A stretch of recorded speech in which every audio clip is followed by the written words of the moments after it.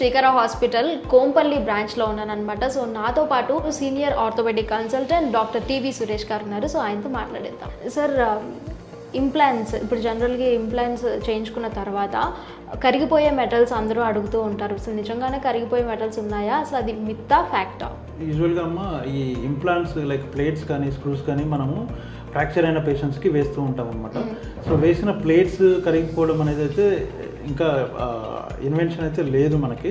So అది purely it's a myth అనమాట. చాలా మంది పేషెంట్స్ మన దగ్గరికి వచ్చి అడుగుతుంటారు, సార్ కరిగిపోయే ప్లేట్లు ఉన్నాయి కదా, సో కరిగిపోయే ప్లేట్లు వేయండి మాకు అని అంటారు అనమాట. So that's very much myth అది. సో కరిగిపోయే ప్లేట్స్ కానీ ఈవెన్ కొన్ని స్క్రూస్ కానీ లేవు మనకి.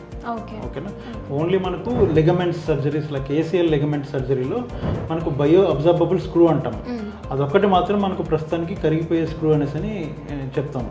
అదొక్కటి తప్ప మిగతావి ఏవి కూడా కరిగిపోయేటివి అయితే ఏం లేవు అన్నమాట. ఓకే సార్, ఇప్పుడు బాగా రోబోటిక్ సర్జరీస్ వచ్చేసాయి అండ్ పేషెంట్స్ కూడా రోబోటిక్ సర్జరీస్ చేయించుకోవడానికి చాలా ఇంట్రెస్ట్ చూపిస్తున్నారు. సో మీరు చెప్పండి, నార్మల్గా చేసే సర్జరీ బెస్టా లేకపోతే రోబోటిక్ సర్జరీ బెస్టా అని? సో పనితనం వైజ్ అయితే మోర్ అక్యురసీ అనేది మాత్రం మనకు రోబోటిక్స్తోనే చూస్తాం అనమాట.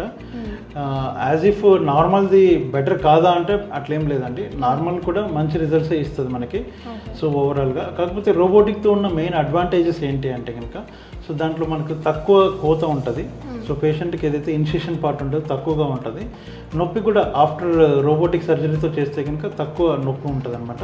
సో ఫాస్ట్ రికవరీ ఉంటుంది అండ్ వాళ్ళ పనులు కూడా వాళ్ళు తొందరగా చేసుకునేసి ముందరికి వెళ్ళే ప్రయత్నం వాళ్ళు చేసుకోవచ్చు. అండ్ ఈ రోబోటిక్స్తోని మనకి మెయిన్గా లైక్ అక్యురసీ అనేది కూడా చాలా ఎక్కువగా ఉంటుంది. లైక్ కటింగ్ కూడా మనకు ఆపరేషన్ టైంలో మనం చేసే బోన్ కట్స్ ఉంటాయి. సో అవి కూడా అక్యురసీ ఏదైతే ఉందో అది మనకు ఎగ్జాక్ట్లీ ఎంతవరకు కట్ చేయాలనో అది డిసైడ్ చేసి చెప్తుంది. అంతకంటే ఎక్కువ కట్ చేసేద్దామని మనం వెళ్ళినా కానీ అది అక్కడ స్టాప్ అయిపోతుంది అనమాట. మిషన్ ఏదైతే ఉందో అది స్టాప్ అయిపోతుంది. స్టాప్ అయిపోయి ముందరికి వెళ్ళలేదు. సో దానివల్ల మనకు అక్యురసీ అనేది ఏదైతే ఉందో అది ఎక్కువగా ఉంటుంది.